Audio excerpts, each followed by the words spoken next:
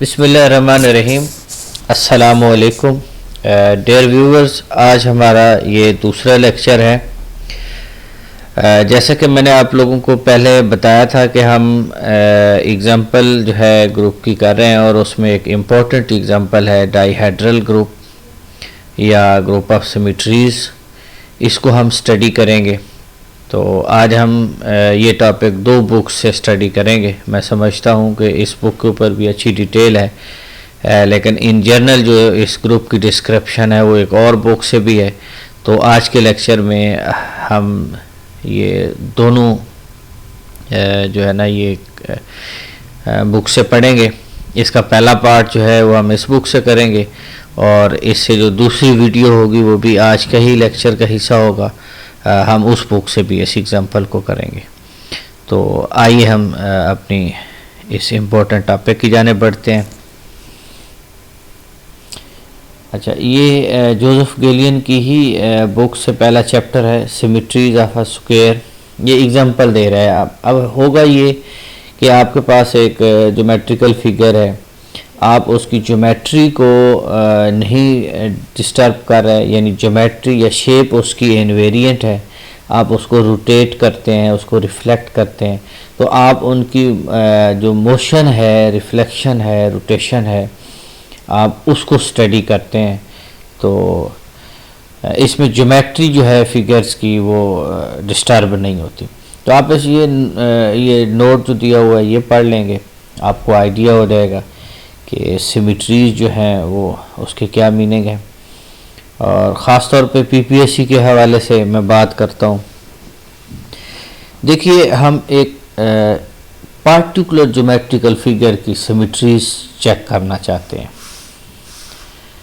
आपके पास एक एग्ज़ाम्पल है, फॉर एग्ज़ाम्पल ये एक स्क्वायर है और इसका ये फॉर एग्ज़ाम्पल ये जो वर्टिसेस हैं आप असाइन कर दें ए बी सी और डी। आप अगर पहली सिमेट्री ये चेक करें कि इसको एज इट एज अगर आप लें, ये भी एक पॉसिबिलिटी है, ठीक है। ए बी सी डी, इसको आप कहेंगे कि आपने इस फिगर को जो रोटेट किया है बाय ज़ीरो एंगल, ठीक है, इसकी पोजीशन में कोई चेंज नहीं आई। अब फॉर एग्जांपल आप इसको 90 के एंगल पे रोटेट करते हैं। यहाँ एक बात ध्यान में रखेंगे कि यहाँ इसका जो इंटीरियर एंगल आ रहा है वो 90 आ रहा है। अगर ट्राइंगल होती तो हम इक्विलेटरल ट्राइंगल ले रहे होते हैं और उसमें एंगल हम 60 लेते हैं। और फॉर एग्जांपल इसी तरीके से n गॉन है, यानी जिसके n वर्टिसेस हैं, तो उसके लिए भी फार्मूला है उसके इंटीरियर एंगल्स का।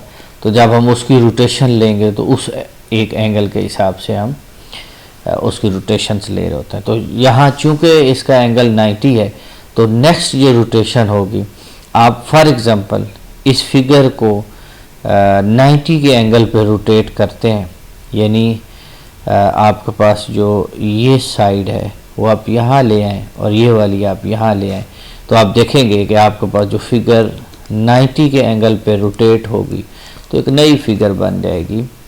उसमें ये होगा कि आपके पास ये ए होगा, डी यहाँ पे आ जाएगा, सी ये होगा और यहाँ पे आपके पास बी होगा। यानी ये फिगर आपने 90 के एंगल पे रोटेट कर दी, ठीक है। आप अगेन 90 के ऊपर रोटेट कर दें इस फिगर को, तो देखिए यहाँ पे जो सी है अब यहाँ आ जाएगा, ये डी होगा, ये आपके पास ए और बी। तो अब आपने एक दफ़ा रोटेट किया था 90, अब दूसरी दफ़ा भी रोटेट कर दिया 90 के ऊपर, ठीक है। तो ये यानी R0 ये था, जब आपने इसको 90 पे रोटेट किया तो ये फिगर आ गई, ठीक है। ये आफ्टर 90 की रोटेशन के बाद है। आप मज़ीद इसको 90 पे किया तो ये फिगर आई है जो कि हम R180 कहेंगे, ठीक है। ये रोटेशन जो आप मज़ीद इसको करेंगे तो आपके पास यहाँ पे B आ जाएगा और ये आपके पास A आ जाएगा, ये C आ जाएगा और ये आपके पास जो है ये यहाँ पे D आ जाएगा और ये C है। ये जो फिगर है ये अब आपके पास R270। अब आप अगेन 90 के एंगल से आप अगर करते हैं इसको रोटेट करते हैं तो क्या होगा कि ये C यहाँ पे आ जाएगा और ये B आ जाएगा, ये A होगा और ये D होगा। आपने नोट किया होगा कि जब आप R 360 ले रहे हैं तो फिगर जैसे पहले थी वैसे ही आ गई है, ठीक है, यानी यहाँ पे D C B A। तो ये रोटेशन से आपको इसकी पॉसिबल नई पोजीशंस मिली हैं, ठीक है। यानी पहली ये कि ये आपके पास ओरिजिनल पोजीशंस है कि विद नो रोटेशन। आपने जब 90 की रोटेशन की तो आपके पास एक नई पोजीशंस आ गई, ठीक है। और आप इसकी अगर एक और रोटेशन लेते हैं तो 180 है और फिर आपके पास 270 है। अगेन आप करते हैं तो ये 360 आ जाता है जो कि एग्जैक्टली R0 है, R0 है, ठीक है। तो ये तीन आपके पास जो पोजीशंस आई हैं ये आपके पास आफ्टर रोटेशन आई है। आपने 90 के एंगल पे इसको रोटेट किया है। इसके बाद फर्दर पॉसिबिलिटी ये है कि आपके पास वही फिगर जो है आप उसको हॉरिजॉन्टल एक्सिस के गिर्द फ्लिप करें। यानी यहाँ पे फॉर एग्जांपल आपके पास है C और ये B, ये A और ये D है। जब आप इसको फ्लिप करेंगे तो यहाँ पे A आ जाएगा इसकी बजाय और इसकी जगह पे C आ जाएगा और B आ जाएगा और यहाँ पे C आ जाएगा और ये D होगा, एक नई फिगर आ जाएगी, ठीक है। और फिर आप इसको वर्टिकल उसके साथ शिफ्ट करके देखें, फ्लिप करके देखें तो आपके पास एक और नई पोजीशन आ जाएगी, ठीक है। तो ये आपको पता होना चाहिए। और उसके बाद डायगोनल्स के एलिमेंट के गिर्द भी इसकी रिफ्लेक्शन है। जैसे आपने हॉरिजॉन्टल और वर्टिकल के साथ लिए, आप अगर फॉर एग्जांपल ये डायगोनल के गिर्द लेते हैं तो ये वर्टेक्स इधर आ जाएगा और ये वर्टेक्स इधर आ जाएगा, एक नई पोजीशन आ जाएगी। इसी तरीके से आप इसके सेकेंडरी अदर डायगोनल जो है उसके गिर्द आप इसको फ्लिप करके देखें तो एक नई पोजीशन आ जाएगी। तो आपके पास जो फॉर एग्जांपल एक सेट के बाद आपकी जो पोजीशंस आई हैं वो R0 है, R90 है, R270 है, R180, R270 है एंड R360 जो कि 0 है। इसके बाद आपके पास हॉरिजॉन्टल एक्सिस के गिर्द फ्लिप किया आपने, वर्टिकल एक्सिस के गिर्द फ्लिप किया आपने और उसके बाद आपने डायगोनल के गिर्द फ्लिप किया और अदर डायगोनल के साथ फ्लिप किया। ये आप देखें 1 2 3 4 5 6 7 8 9 ये आ गए, ठीक है। तो इसके बाद आप इसको देख लेंगे यहाँ पे कि ये 1 2 3 4 5 6 7 8 यहाँ पे भी 9 नहीं 8 होंगे। आपके पास ये 1 2 3 4 और ये 5 6 7 8। तो इसके जो हैं यानी D4 जो था इसमें जो एलिमेंट्स आए हैं वो आपके पास 8 हैं। अच्छा, यहाँ पे एक और चीज़ भी है इस बुक में, इस तरह भी बताया गया है कि फॉर एग्जांपल एक पेज है आपके पास, आप पेज में से एक स्क्वायर कट कर लेते हैं बाहर, ठीक है। और जब कट करते हैं यहाँ पे आप A B C D आप यहाँ पे नोट कर लेते हैं, ठीक है। यानी इसके जो कॉर्नर हैं उनके आप नाम रख लेते हैं। अब दोबारा कितनी पॉसिबिलिटीज़ हैं कि अगेन इसी कार्ड को, इसी स्क्वायर को यहाँ एडजस्ट करें। एक तो ये है कि आप एज इट एज जैसे आपने यहाँ से क्रॉप किया था दोबारा उसी तरीके से रखते हैं। दूसरा ये है कि इसको बाय 90 रोटेट करके रखें। तीसरा ये है कि 180 के साथ रोटेट करके रखें। तीसरा ये है कि आप इसको 270 के साथ रोटेट करके फिर रखें, नई पोजीशन आ जाएगी। तो इसी तरीके से या आप एक्सिस के गिर्द आप इसको रिफ्लेक्ट कर लें या डायगोनल के अगेंस्ट आपको रिफ्लेक्ट कर लें। तो आपके पास ये जो है इसकी कितनी पॉसिबिलिटीज़ हैं कि नई पोजीशंस के साथ अगेन इसको यहाँ पे रखा जाए तो वो टोटल आपके पास वो ऑप्शन जो बनते हैं वो यही हैं कि R0, R90, R180, R270, ये पोजीशंस के नाम है। यानी R270 है तो इसका मतलब है ओरिजिनल फिगर को 270 एंगल यानी कि R90 अगेन R90 और अगेन R90 से रोटेट किया है, तो ये आपके पास फिगर आई। 360 पे जब जाएंगे तो ओरिजिनल आ जाएगी। उसके बाद एक हॉरिजॉन्टल एक्सिस के गिर्द फ्लिप है, वर्टिकल एक्सिस के साथ फ्लिप है, डायगोनल के साथ है और अदर डायगोनल के साथ है, ठीक है, 2 डायगोनल के साथ। तो ये आपके पास D4 यानी कि डाइहेड्रल ग्रुप जो है D4, ये उसकी आपके पास एलिमेंट्स हैं। तो ये ग्रुप बनाते हैं अंडर कंपोजिशन, ठीक है।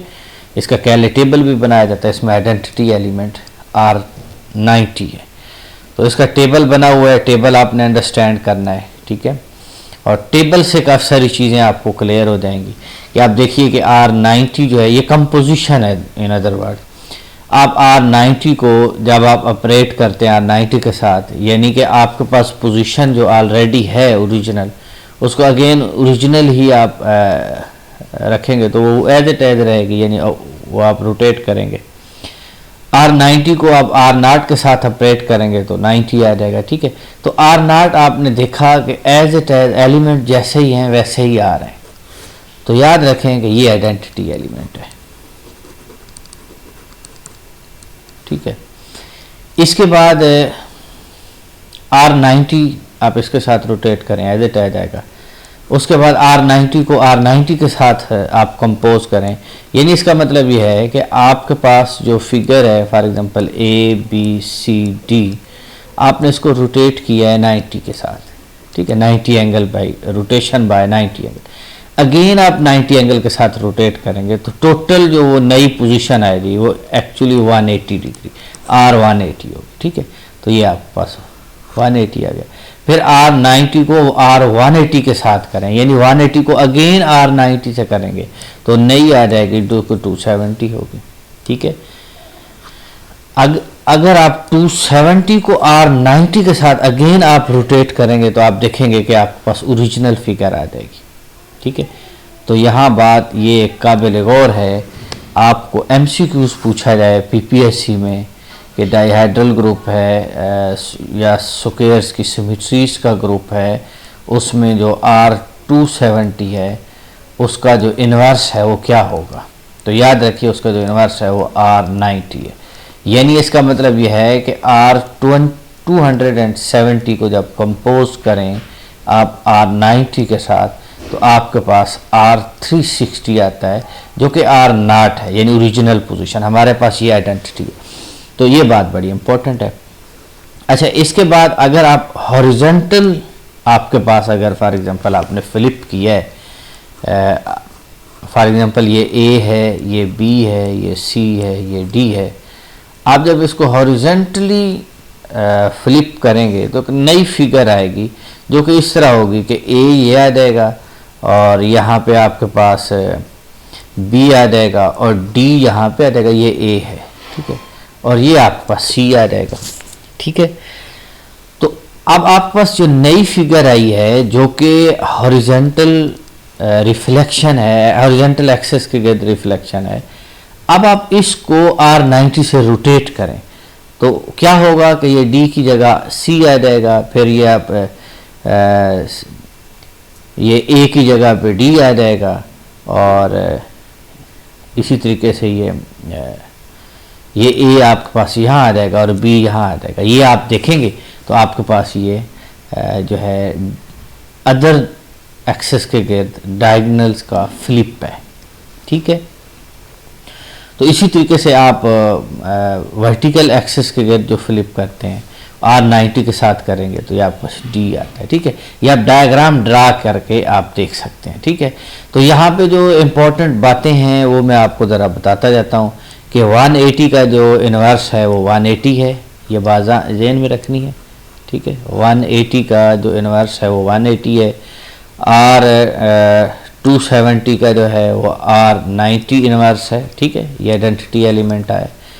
एज का जो है हॉरिजॉन्टल फ्लिप जो है वो आपको क्या देता है, हॉरिजॉन्टल के साथ आप कंपोज करें, यानी आप रिफ्लेक्शन अबाउट एक्सेस लेते हैं, आप उसको एक दफ़ा हॉरिजॉन्टल फ्लिप करें, अगेन फ्लिप करेंगे तो ओरिजिनल वैल्यू मिल जाएगी। तो याद रखें आर्डर ऑफ एज जो है वो 2 है, यानी आप किसी भी स्क्वायर्स के अंदर जो डायगोनल आप लेंगे फ्लिप करेंगे उसको ट्वाइस करेंगे तो अगेन ओरिजिनल पोजीशन आ जाएगी।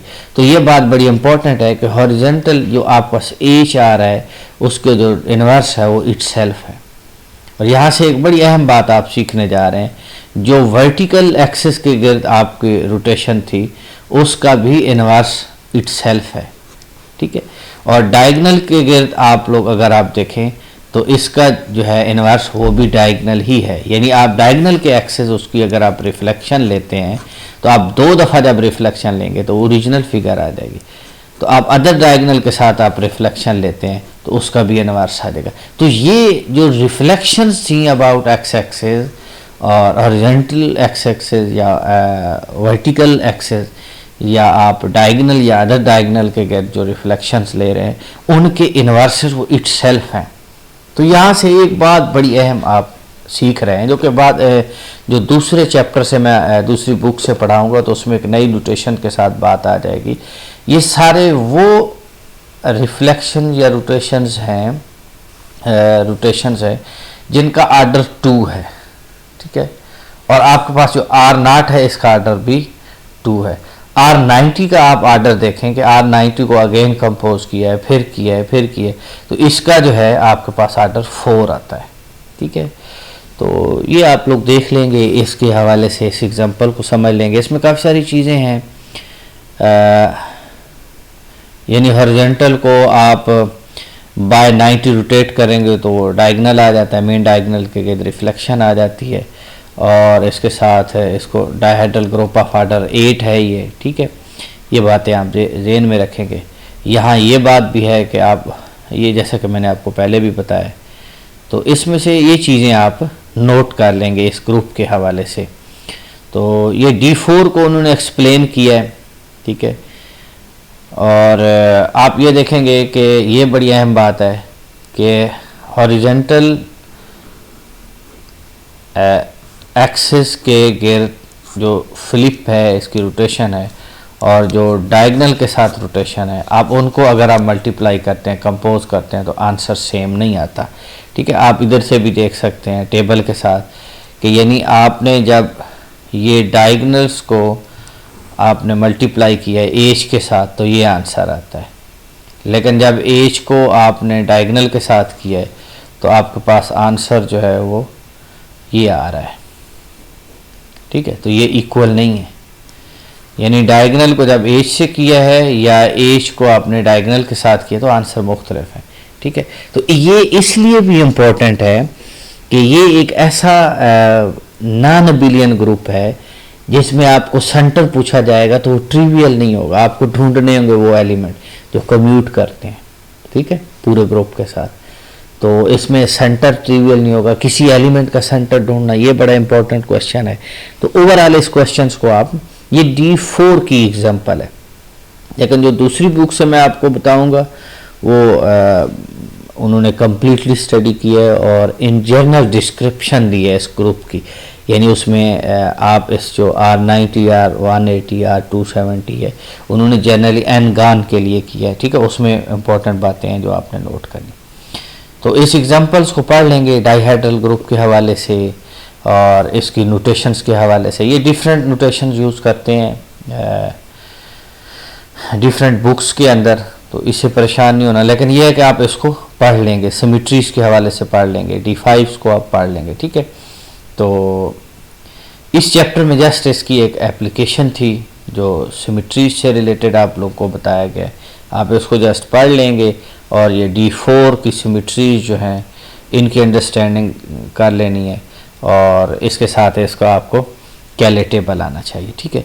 अब मैं दूसरी बुक ओपन करता हूँ ताकि जो है आप उसको आप अंडरस्टैंड करें।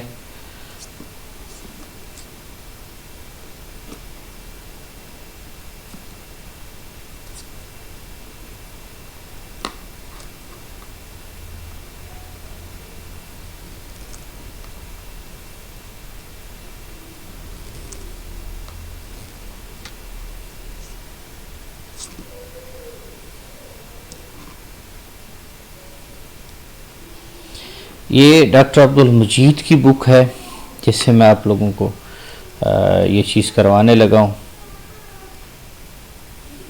इस बुक को भी हम पढ़ेंगे, लेकिन चूँकि रेलिवेंट है तो आज मैं चाह रहा हूँ कि ये आप लोगों को ये एग्ज़ाम्पल कंप्लीट करवाई जाए। आप इसको देख लेंगे। इसके जो हैं वो काफ़ी आगे जाके पेजेस हैं, तो आप लोग इस बुक का ये जो है ये इजीली मिल जाती है, पीडीएफ में अवेलेबल है। हमारे पाकिस्तान में सिंपली लोग बुक्स लेके उसको पीडीएफ बना के काफ़ी शेयर करते हैं, तो मेरे ख्याल में आप लोगों को ये आसानी से ये बुक मिल जाएगी। ठीक है, डॉक्टर अब्दुल मजीद की बुक है। ये पंजाब यूनिवर्सिटी के एक प्रोफेसर रहे हैं, गालबन चेयरमैन भी रहे हैं, तो ये उनकी बुक से जो है मैं आप लोगों को सिमेट्रीज के हवाले से पढ़ाने लगा हूँ। और ये बड़े इम्पोर्टेंट पॉइंट्स आएंगे जो आपने पीपीएससी के हवाले से ख़ास तौर पे आपने नोट करने हैं।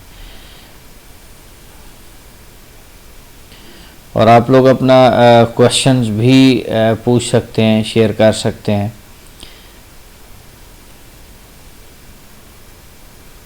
यस, ये सेक्शन है जो आप लोगों ने यहाँ से करना है और इसको कम्प्लीटली स्टडी करना है। ये बड़ा इन्होंने अच्छा लिखा हुआ है, तो ये ज़रूर कीजिएगा।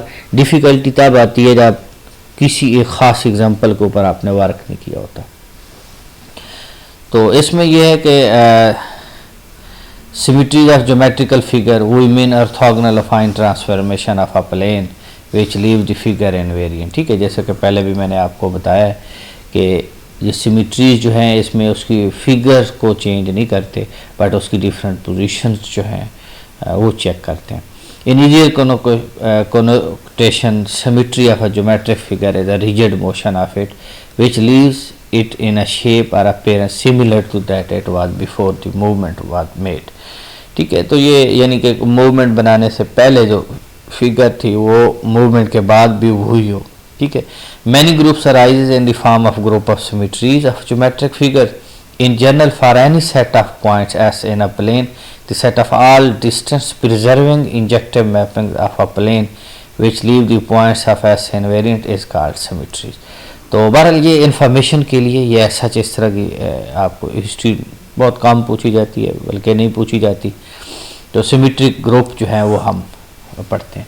Symmetry group of a geometric figure provide us with an excellent source of example. ये बड़ी इंतहाई एग्जांपल्स मिलती हैं आप लोगों को, ख़ास तौर पर चूँकि ये नॉन कम्यूटेटिव होते हैं और हमारा जो इसमें से सब ग्रुप्स में से इसके स्टडी करना, इसमें सेंटर के हवाले से या इसके अडम्पोटेंट एलिमेंट्स के हवाले से या इस हवाले से ये एग्जांपल बड़ी रिच है। इनको आप स्टडी कर लेंगे, ये रीड कर लेंगे, ऐसा इसमें कोई इतनी ज़्यादा मुश्किल बात नहीं है। लेकिन ये है कि ये थ्योरी स्टडी करने से आपको एक आइडिया हो जाता है। सिमेट्री ऑफ रेक्टेंगल जैसे कि मैंने पहले भी आपको बताया, हमने इसी को स्टडी किया। आप रेक्टेंगल कह रहे हैं, हम वहाँ स्क्वायर कह रहे थे। Let R be a rectangle with vertices denoted by, वो नंबर बता रहे हैं कि जी ये 1 2 3 4 है। ठीक है, और इसका सेंटर भी उन्होंने बता दिया, ये सिर्फ अंडरस्टैंडिंग के लिए आप इसका ये सेंटर है। ठीक है, तो पहला पॉइंट ई वो कहते हैं। अब इसमें मैं ये बुक से आपको पढ़ाने का मकसद जस्ट यही है कि एक तो इन्होंने नोटेशन जो है बड़ी ज़बरदस्त डिफ़ाइन की और आपको एक जर्नल स्ट्रक्चर आपके माइंड में आ जाएगा। यानी आप जब ग्रुप लिखेंगे तो आपको पता होगा कि इसमें एलिमेंट्स ई और फॉर एग्जांपल बाकी एलिमेंट्स हैं अप टू n-1 आर्डर तक है, उसके बाद अदर एलिमेंट्स कौन कौन से। ठीक है, तो यहाँ पे उन्होंने 1 2 3 4 ये रख लिया और ये वर्टिकल एक्सेस है, ये हॉरिजॉन्टल एक्सेस है, ये डायगोनल है, फर्स्ट डायगोनल और सेकंड डायगोनल है। ठीक है, I mean no motion at all. ठीक है, एज इट एज फिगर जो थी उसका मतलब ई है। या आप इस फिगर को रोटेट करें बाय एंगल 360 तो अगेन भी ई आएगा। ठीक है, अल्फा का मतलब फर्स्ट रोटेशन, यानी इसको 90 के एंगल से अच्छा यहाँ पे ये एंगल जो है ना 180 ले रहे हैं, पॉसिबल रोटेशन ले रहे हैं ज़रा डिफरेंट वे से। The rotation of rectangle about its centre through angle of 180। ठीक है, resultant rectangle is shown and figure. आप देखेंगे कि आपके पास जहाँ पे जो 1 था वो इधर आ गया और 3 इधर चला गया। ठीक है, इसी तरीके से ये आपके पास एक फिगर जो ओरिजिनल फिगर थी उससे ये फिगर आ गई है, ये भी चेंज हो गया और ये भी 180 के साथ की है। नेक्स्ट बीटा डिफाइन करें, reflection in axis horizontal axis. Horizontal axis के गिर्द आपने रिफ्लेक्शन जो 1 2 था वो नीचे आ गया, जो यहाँ पे 4 3 था वो ऊपर चला गया, ठीक है, ये आ गया। तो उन्होंने एक्चुअली हमें बताने की ये कोशिश की है कि एक ई थी जो एज इट एज कोई मोशन नहीं थी, उसके बाद अल्फा उन्होंने बताया है, ठीक है, और उसके बाद ये बीटा के बारे में बताया। अब नेक्स्ट कौन सी रोटेशन है, नेक्स्ट कहते हैं gamma, reflection in vertical axis through O under this motion resulting rectangle is shown and figure. तो उसके बाद ये वर्टिकल एक्सिस के गिर्द इसकी रोटेशन है। तो अब यहाँ वो एक्सप्लेन करते हैं उसके कि it is easy to see that each return motion of rectangle is one of the motion E alpha beta and gamma. Moreover, each of three motions alpha, beta, gamma when repeated gives us the original figure. Also note that the motion alpha, beta undertaking successively result in the motion gamma. So if we denote this product of alpha and beta by this, we perform alpha first then beta, then this results in the motion gamma. तो ये बात उन्होंने बताई कि alpha को twice अगर आप करते हैं तो अगेन आपके पास ओरिजिनल फिगर आ जाती है। इसी तरीके से बीटा को ट्वाइस परफॉर्म करते हैं तो आपके पास ये आ जाती है, बट अल्फ़ा बीटा को करते हैं तो आपके पास गैमा आ जाती है, ठीक है। तो वो ये बता रहे हैं कि अल्फ़ा बीटा हो या बीटा गैमा हो तो इसका आंसर गैमा आ रहा है, जो कि ये है। तो नीचे वो क्लेरिफाई करते हैं कि हमारे पास जो अल्फ़ा बीटा और अल्फ़ा बीटा आ रही हैं ये तीनों के आर्डर सेम है। एक्चुअली ये रिफ्लेक्शन हैं अबाउट हॉरिजॉन्टल, वर्टिकल और डायगोनल और अदर डायगोनल के कहते हैं, ठीक है। तो इसके बाद सिमेट्री ऑफ स्क्वायर की बात करते हैं, ठीक है। तो अगेन वो 90 के एंगल की ये एग्जांपल्स हैं, ये बिल्कुल सेम पिछली एग्जांपल है, आप इसको कर लेंगे। मैं इसकी जर्नल उसके ऊपर आता हूँ, ये डिटेल में आप लोग पढ़ लेंगे। एक्चुअली ये चीज़ें आप लोग थोड़ा सा स्टडी करेंगे तो आपको आइडिया हो जाएगा। अब मैं जो बात आप लोगों को बताने लगा हूँ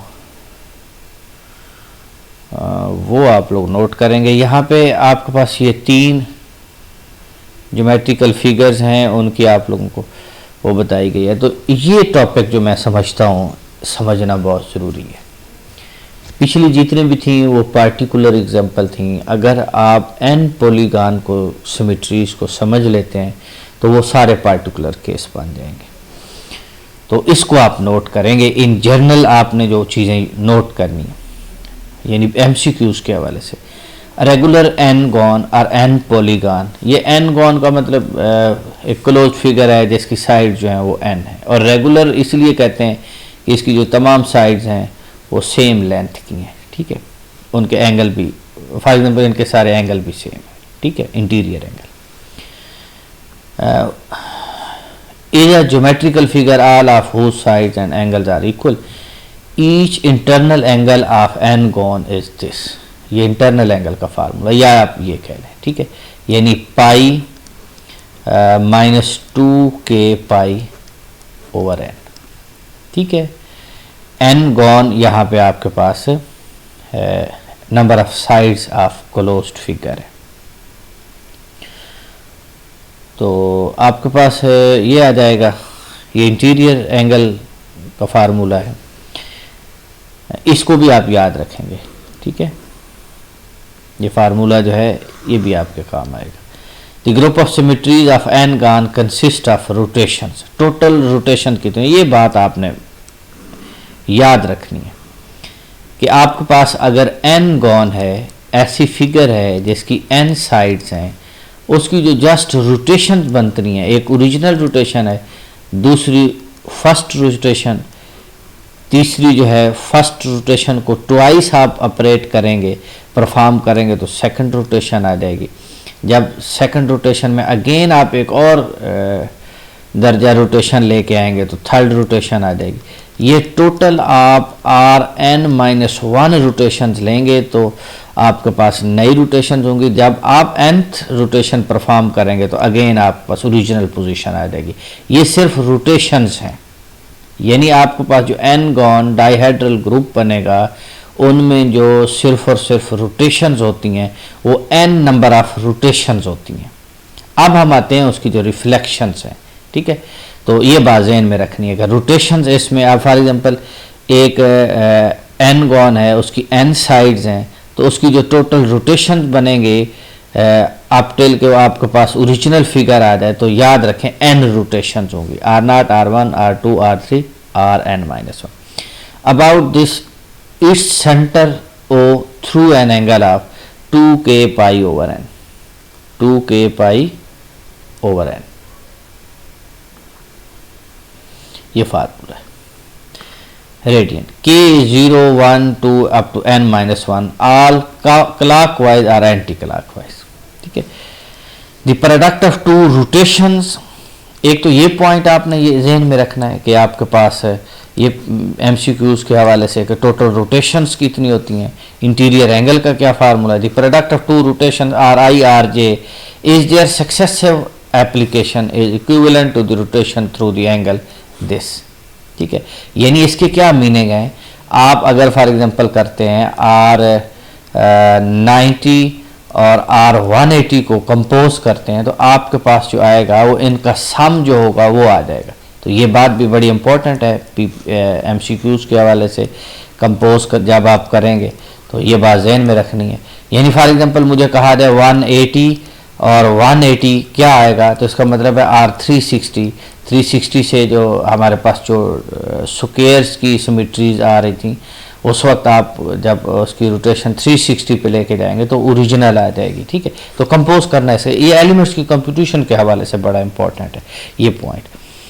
अच्छा, इसके बाद rotation is the same as the rotation of this one, ठीक है। यानी रोटेशन है ना फर्स्ट और 3, तो इसका आंसर जो आएगा R4 आएगा इन जनरल अगर आप मैं देखूं।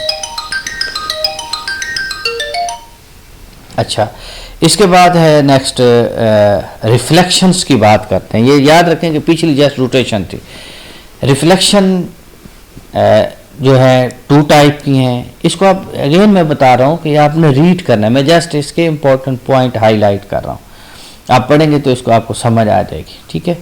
तो इसमें जो आपके पास रिफ्लेक्शंस के हवाले से आएगी बात तो वो ये है, ठीक है, कि यानी ये आपके पास E है alpha, alpha square up to alpha n, फिर बीटा, फिर अल्फ़ा बीटा, फिर अल्फ़ा स्क्वायर बीटा, फिर अल्फ़ा n एंड बीटा, ये Dn के आपके पास एलिमेंट्स आ जाएंगे।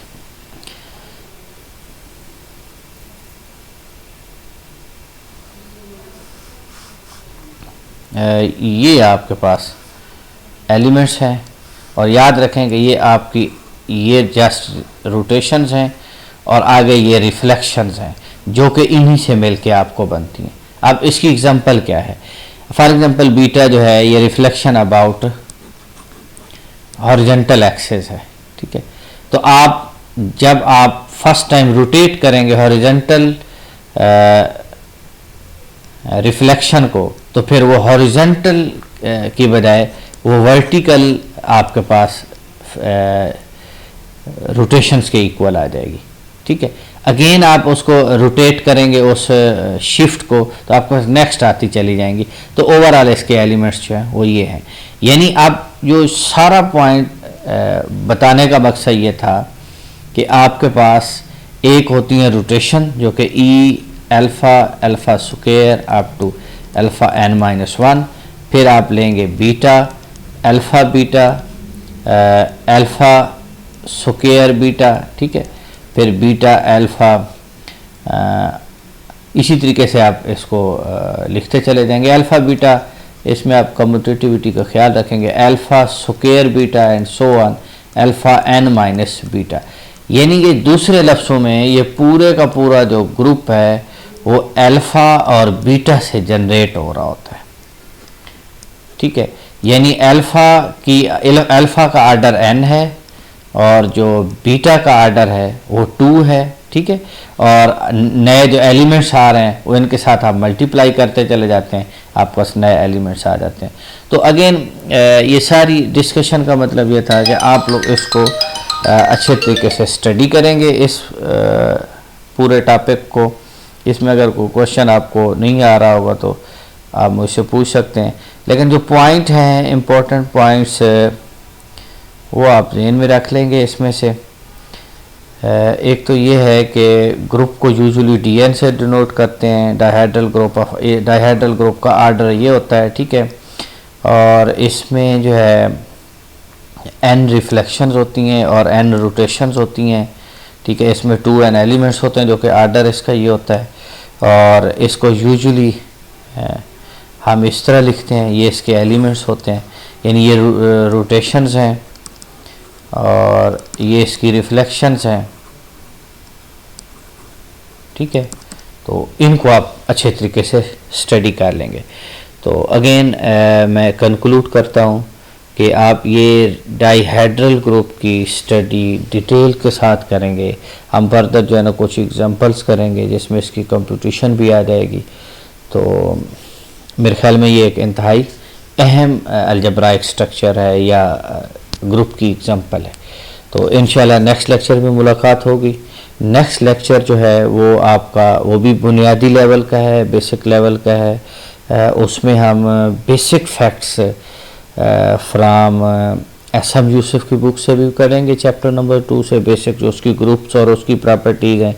और उसमें एक ग्रुप है जो कि उसके सेकंड पोर्शन में आता है, परमुटेशंस का ग्रुप, उसको हमने स्टडी करना है क्योंकि उससे भी क्वेश्चन उसके एलिमेंट्स का आर्डर और उसकी कंपोजिशन कैसे होती है वो भी एक इम्पोर्टेंट ग्रुप है।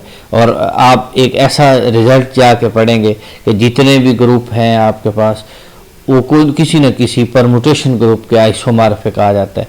तो दैट्स वाई परमुटेशंस ग्रुप की अंडरस्टैंडिंग बहुत ज़रूरी है। यानी अगर आप परमुटेशंस ग्रुप को एक डीपली स्टडी कर लेते हैं तो आप बाकी तमाम ग्रुप्स की नेचर को आप दूसरे लफ्ज़ों में आप उसको समझ चुके हैं कि बाकी जो ग्रुप्स हैं वो सारे के सारे इन्हीं में से किसी एक ग्रुप के आइसोमॉर्फिक होंगे। तो उनका जानना बहुत ज़रूरी है। यानी ये आप सीखेंगे कि किस केस में लैग्रांज का कन्वर्स ट्रू नहीं है, तो वो जो एग्जांपल होगी वो भी आपको परमुटेशंस ग्रुप्स में जाके मिलेगी, ठीक है। तो खुश रहिए, मेहनत करते रहिए और ये याद रखें कि टैलेंटेड बंदा पीछे रह जाता है लेकिन जो मेहनत करता है वो पीछे नहीं रहता, ठीक है। Wish you good luck for your future. इंशाल्लाह नेक्स्ट लेक्चर में मुलाकात होगी। अस्सलाम वालेकुम।